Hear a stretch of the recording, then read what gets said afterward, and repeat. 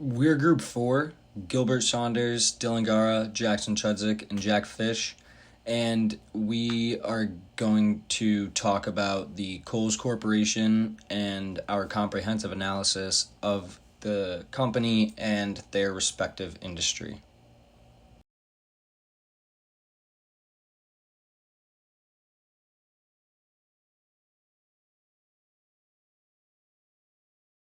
For our case introduction for this project, we were stepping into the role of outside consultants to take a close look into the Kohl's Corporation as the whole department store industry is starting to decline as a whole. So we were brought here to bring recommendations to the Kohl's Corporation. We evaluated the company and its competitive environment. We carried out in-depth review of its corporate level and business level strategies. And then we used those strategies and insights to develop practical conclusions and recommendations for Kohl's leadership to see where certain areas they could improve, what areas are doing best, how they could expand on those areas. And we really wanted to hone in on what Kohl's could overall do better to differentiate themselves from the competition. So some history about Kohl's. It was founded in 1962 by Maxwell Kohl in Milwaukee, Wisconsin. The first Kohl's department store was opened in 1962. It started as a supermarket chain, then it transformed into a full-line discount clothing store by the late 60s. 1980s, 1990s, there was rapid expansion across the United States. They were focusing more on suburban areas, suburban shopping centers, shopping malls. It became a national retail brand by the mid-90s. Kohl's mission statement is Kohl's is committed to serving families and communities by offering great value quality products and a welcoming experience while acting as a responsible and caring corporate citizen. And their vision statement is to be the most trusted retailer of choice with an active and casual lifestyle. For our pest analysis, we had economic as number one, with fluctuations in consumer spending driven by inflation and interest rates. Those directly affect the demand for certain types of apparel goods, combined with rising labor and supply chain costs everywhere. That is increasing the expenses, that is increasing the reduced margins for Kohl's and the department store industry. For political legal, we have tariffs on imported goods are huge. Right now, they are affecting the industry, especially apparel from China. Raise in inventory costs and pressure pricing strategies are also affecting the industry. Compliance with labor laws such as minimum wage, workplace safety regulations, and operational oversight and costs are also factors that are affecting the political legal area. For number three, we have technology. In the department stores, growth of e-commerce is huge. It requires a huge investment right now, having a functioning website, mobile apps, online checkout, making sure those things are super smooth are huge for any kind of e-commerce or industry at all. And Kohl relies on technologies like BOPIS, which is buy online, pick up in store, ship from store, and curbside pickup to stay competitive, making sure they're making the shopping experience as convenient as possible. For number four, we have environmental. Customers are increasingly expect environmental responsibilities to be taken seriously, such as recycling, reduced plastic use, lower carbon emissions, and energy efficiency standards are raised for retail building, especially with Kohl's LED lighting, HVAC improvements, and green store designs, making sure the environmental impact is less. And for sociocultural, the shift towards athletic wear, having more athletic wear in store, online, making sure that people know that they have it, keeping up with the fast-changing fashion trends, and staying responsive with its product mix, making sure it's not too similar to all their competitors, and an increased DEI expectations, influence marketing, brand partnerships, and hiring practices are all things with the sociocultural part of Kohl's. Starting off with our industry overview, department stores as a whole are in a very tough spot. Foot traffic is down, consumer behavior has shifted, and younger shoppers want speed, convenience, and digital ease. That's pushed retailers like Kohl's to rely more on private label brand partnerships like Sephora and other omni-channel upgrades just to stay relevant. When we look at the competitive landscape, Kohl's sits in a very crowded space. Their top rivals are Macy's, JCPenney, Target, and Nordstrom that all sell very similar products and are fighting for the same middle-income shoppers. On the substitute side, Amazon and Walmart are its biggest threats because of price and convenience. Home Goods and Goodwill also pull shoppers away especially those who are focused on value or sustainability. So overall, Kohl's is competing with a lot of options for the same customer base, which increases pressure on the company. So when we break the industry down using Porter's 5 forces, it really shows why this is one of the hardest retail spaces to compete in. Rivalry is extremely high. There are a lot of similar retailers, all overlapping in similar product lines, and they're constantly discounting. Everyone is trying to win over the same exact customer. Next, buyer power is also high because shoppers today can switch instantly. With Amazon and Walmart offering fast delivery, low prices, plenty of options, consumers really have all the leverage here. The new threat of entry is medium. It's expensive to open a full department store, but online brands can enter the space quickly, gain traction, really without needing a physical footprint. Supplier power sits at a medium level as well. Kohl's does have a wide vendor base, but the recent financial strain gives suppliers more leverage than usual. Finally, substitutes play a steady role, especially with Amazon, off-price stores, and resale platforms pulling value-oriented shoppers away. So overall, almost every force surrounding Kohl's is pushing against profitability, which explains why the company has struggled to create separation in the market. So here's what all these forces really mean for Kohl's going forward. Kohl's needs to do a better job at standing out. The space is super crowded, so things like their private label brands, their exclusive partnerships, and the in-shop Sephora really does matter. Those are things that help Kohl's stand out from other stores around them and from their competitors. They also need to keep improving digitally. Most shoppers care about convenience more than anything now, so having a smoother app with better personalization and more accurate inventory is huge for Kohl's, especially if they want to compete with Amazon or Walmart. Another big piece is loyalty. Since customers can switch very easily nowadays, Kohl's has to make its rewards program feel more valuable so people actually want to stick with them. And even though online shopping is big, the in-store experience still matters. If Kohl's wants people to come inside instead of just ordering online, the store needs to feel more engaging and easier to shop in. On the right, you can see our team survey results, and they really line up with the analysis. Amazon came out as the closest substitute by far, and Macy's was picked as the top direct competitor. Walmart and Amazon again, and JCPenney followed behind. So basically, our data confirms it. Kohl's is under the most pressure from rivalry and substitutes, and those are the areas that they need to focus in the most. The external factor evaluation matrix helps us understand where Kohl's is responding well to in the environment and where they are falling behind. On the opportunity side, there's a lot of potential through e-commerce growth, private label expansion, and the Sephora partnership. Technology upgrades like cloud migration and AI can also create efficiency improvements. And with growing interest in sustainability, Kohl's is going to appeal to a younger, more value-driven consumers. On the threat side, the company faces intense pressure from Amazon, Walmart, and Macy's. Rising labor rents and shipping costs continue to squeeze margins. Staffing shortages hurt service levels, and cybersecurity has become a bigger concern as Kohl's shifts more online. When all these factors are scored, Kohl's ends up slightly below average. That basically tells us that Kohl's has some strong opportunities in front of them that they're not fully capitalizing on yet. Going forward, the company needs to be better at digital execution, stronger loyalty building, and more clear differentiation if they want to compete effectively in a very tough industry. So I'm going to be talking about the internal analysis of Kohl's, like their key strengths, weaknesses from workbooks 6 and 7. This is going to show what Kohl's does well and where they're struggling. So we'll start with the first strength, which is strong gross margin.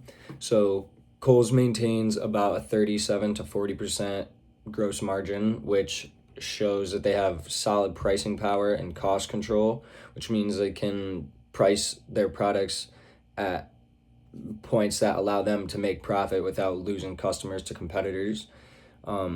This gives them the financial cushion to invest and weather downturns. They also have a very strong brand and a loyal customer base. With things like Kohl's Cash and rewards programs, they create repeat visitors. They also have things like a Sephora partnership, which brings in younger shoppers. Brand loyalty like this is really hard for competitors to replicate and replace. They also have a network of over 1,000+ stores, which is omni-channel. Like they've integrated physical stores with their digital store seamlessly. For example, customers can order online and pick up in the store or return online purchases in person. This is something that pure e-commerce companies can't compete with. They also have strategic partnerships like the Sephora partnership. It's helping to drive significant store traffic and helping them maintain higher margins. So partnerships like this is really a competitive asset. So then we also have weaknesses, like a declining return on equity. The return on equity dropped from 19% 3 years ago to about 5% today, which is a 75% decline, which is alarming, and shareholders are barely beating inflation on their investment. They also have a low quick ratio at 0.49. Kohl's has only 49 cents in liquid assets for every dollar owed short term. So they're dependent on inventory conversion for cash, which is a vulnerability. Another weakness is negative working capital turnover.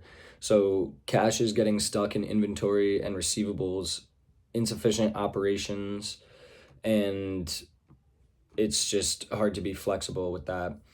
They also have an over-reliance on physical stores. So despite this network of over 1,000 stores being a strength, they are still very dependent on store traffic. Digital sales are growing, but not at a fast enough rate.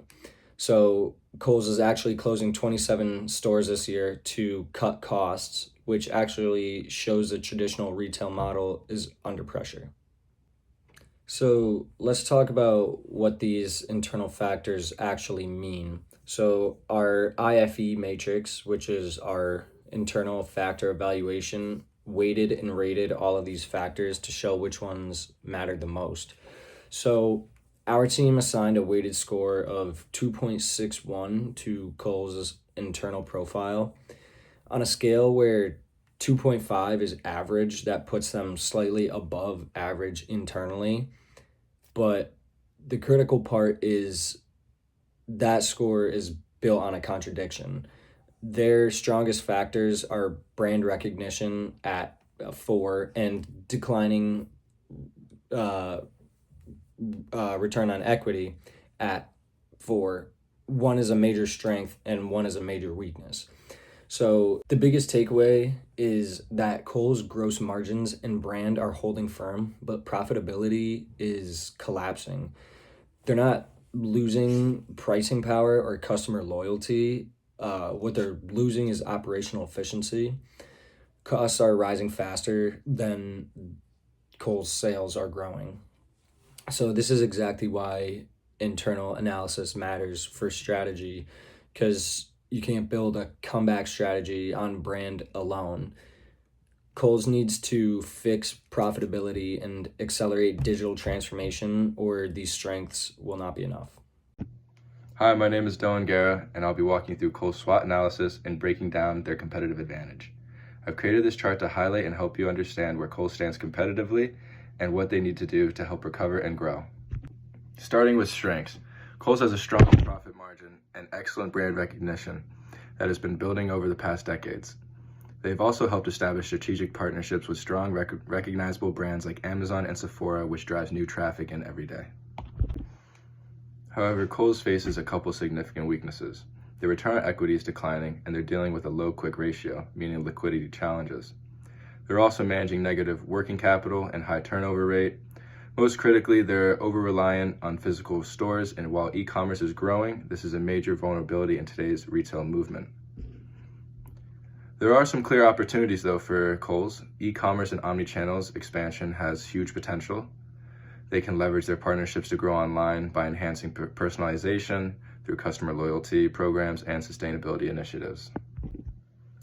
Lastly, declining foot traffic, Amazon's dominance, and operational strain are real threats to Kohl's success. Kohl's has the foundation to succeed, but they need to aggressively pivot towards omnichannel retail while controlling costs. Now I'll be talking about Kohl's competitive advantage. First off, strategy. This strategy represents Kohl's deliberate shift from brick-and-mortar dependence towards a truly integrated omnichannel model, positioning the company to compete efficiently in an increasingly digital retail landscape while maximizing the value of its existing store footprint. Structure. To execute these ambitious strategies efficiently, Kohl's organizational structure must evolve to reflect where value is actually created, and no longer just in traditional store operations, but increasingly in digital channels and supply chains. This restructuring enables the company to respond more quickly to the market changes and allocate resources when they drive the greatest competitive impact. Systems. Modern retail requires modern infrastructure.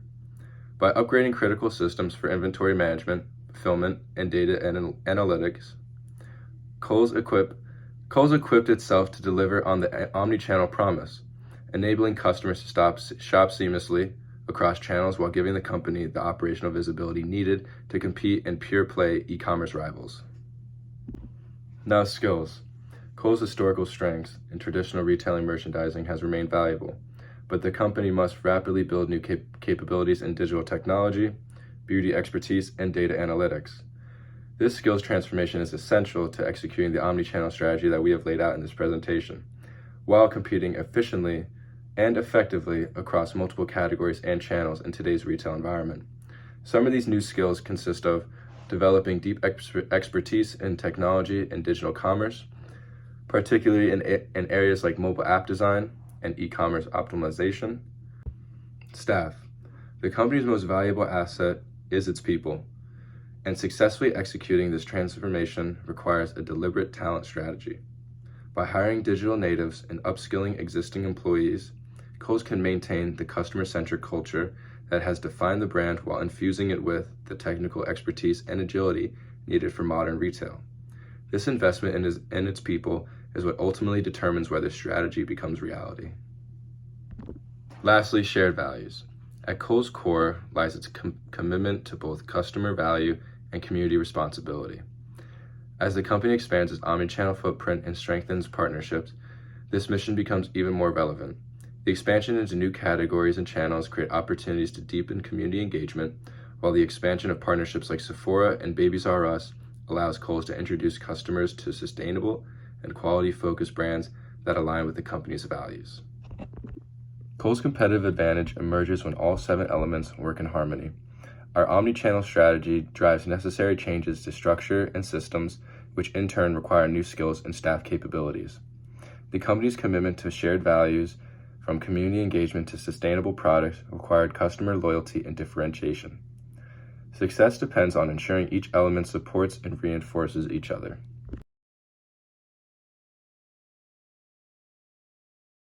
This has been our analysis of the Kohl's Corporation and its respective industry.